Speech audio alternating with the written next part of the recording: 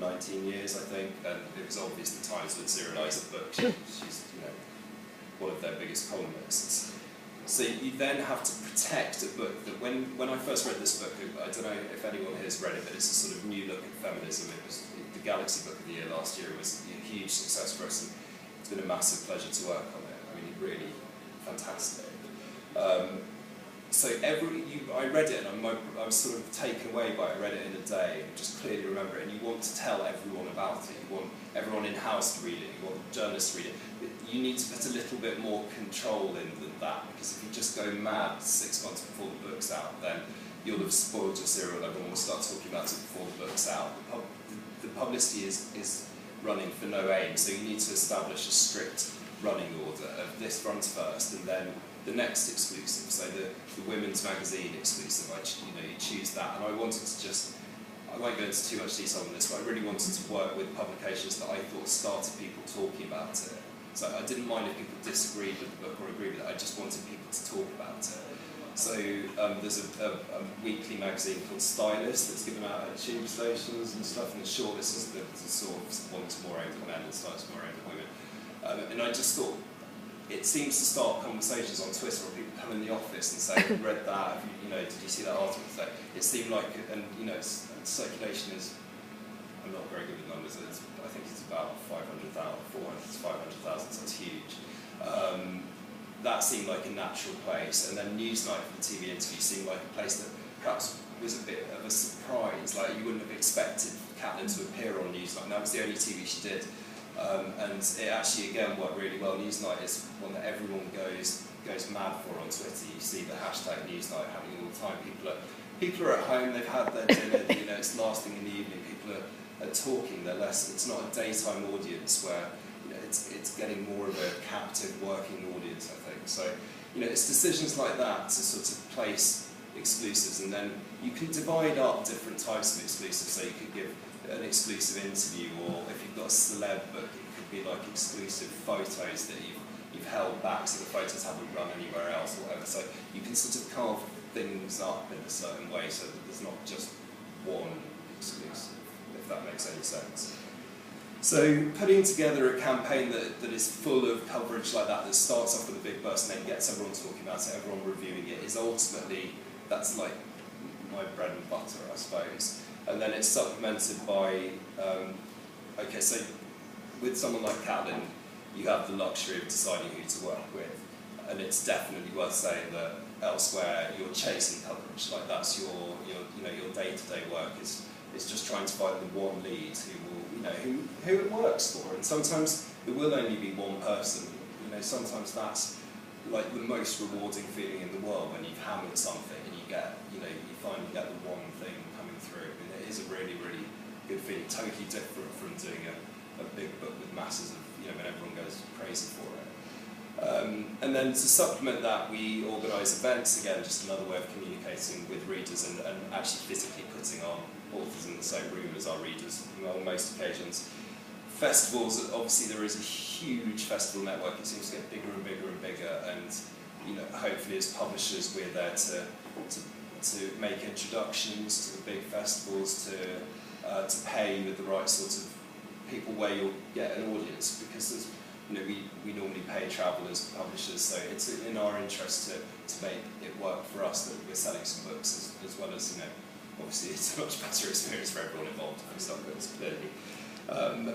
But there are things that you can do to get onto the festival circuit. We've had success teaming up Jane, our crime author, with Belinda Bauer, who Transworld really broke out as a crime author, and Robert Gollard's doing sort of buddy events. So, if you're socialising with like-minded authors, if there's someone who's perhaps slightly more advanced in their career, then you can join forces. And actually, I think everyone likes doing two-handers. It takes the heat off a bit. You don't have to do things, basically, just go on for hours. And you can talk to each other, and you can spar off each other, and every event is a little bit different. So quite often, with someone like Danny Wallace, who I haven't mentioned yet, who I've worked with for years, who's non-fiction, has sold 500,000 copies for us. Yes Man was made into the film with Jim Carrey. He writes a shortlist every week. He's the XFM breakfast show DJ at the moment. This is his first fiction, Charlotte Street, which we launched in May, and is a huge fiction launch for us.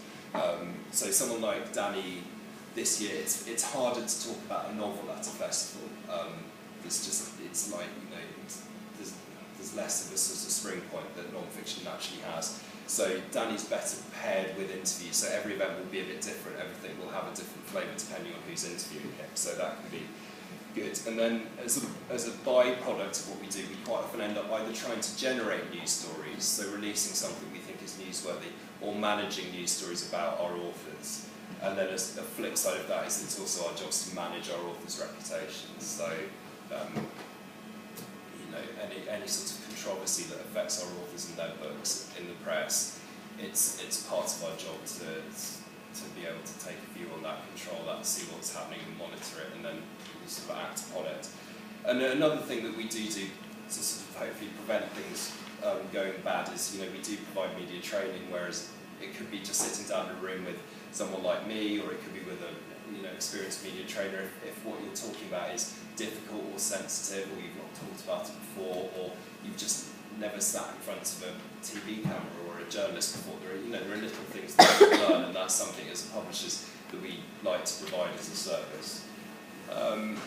All right, that's hopefully the boring bit, but that's sort of how I see, you know, most of my job on a day-to-day basis. So the more practical bit, you probably know, anyone who's been to lots of these will probably know that the sort of the meeting of the week in-house is the acquisitions meeting. I think some publishers call them the editorial meeting, but the meeting at which it's decided which books will be taken from a proposal to acquiring them and adding them to our list. And Jack just sort of thought I could touch briefly on the role that publicists have at that meeting, because I think maybe people think it's just editorial, and certainly an editor is driving that meeting and they're bringing their projects forward. Sales, marketing have huge concerns. Publicity's concern there is probably to assess the potential interest that the press will have in a book. So to just say, I could see this fitting here, or I could see The Guardian would love this, or I could see, you know, Mary Claire did something quite similar last month. Or to say, do you know what, I've actually read like 10 articles about this already, and I sort of feel that it's coming to its natural end. Or to see whether it's fitting, you know, within media trends. Journalists love finding trends, people love being part of them. It sort of bolsters your offering, I suppose. If God, don't mention cupcakes, but cupcakes are that sort of thing that suddenly, like, one day they were everywhere, and it actually made it for a while easier to get pressed for a certain type of cookbook. And then the worm will turn, and then no one wants to do a cupcake ever again. You know, you've got to work out where on the curve you are. There must be a better example, someone will tell me. But I think one of the things that sometimes our acquisitions meetings are on Tuesday morning, so reading tends to be on a Sunday or a Monday night. One of the things that I can sometimes be a little bit wary of is something that seems like a magazine article, like if it's just, like, if you can see it becoming a magazine article but you don't know why it should be more, you don't know why it should be a book, you know, it's sort of something that seems to be confined within that, you know, it works better within the shape of a magazine article than it would within a book, I suppose. But certainly what I'm saying is that we assess people's promotability at that stage, at the stage when a proposal comes in. So I guess the question I've written down here is, what could people do to establish themselves as promotable authors before a book is signed up? And then I'll try and talk a little bit about after the book is signed up. But essentially the thing that you need more than anything else is a platform from which to sell the book. So I was talking to a lady just earlier downstairs who said that 80,000 people on the internet go to that site specifically to find out information on her book. That's a platform, that's telling me something, that's the only resource on the internet that is providing that information, and 80,000 people want it. That's a springboard. And there are loads of ways to provide a platform. We would pretty much now look at how many Twitter followers an author has. It's a pretty standard thing to do. It's not the be-all and end-all by any means, it's an interesting fact because it tells us already there is a certain amount of people who already want to hear what this person has to say.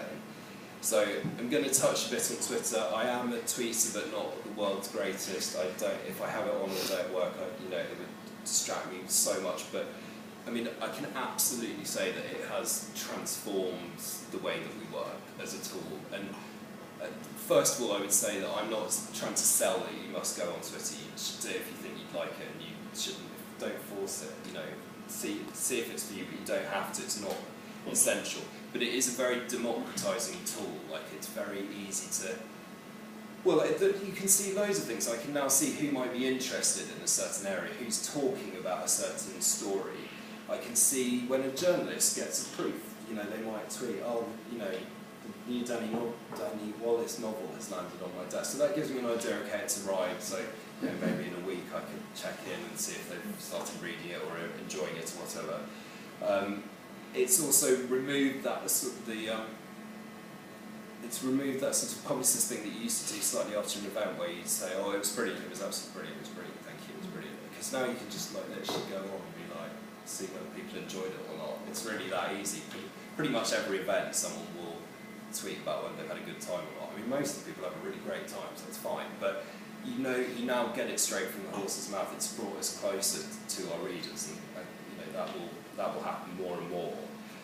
So I've briefly sketched out some key rules for Twitter, and I could live by some of these a lot better than I do. But I'd say make it personal and authentic. That's absolutely number one. Don't go on Twitter just because you've suddenly got something to promote. If the first thing you do is use it to promote,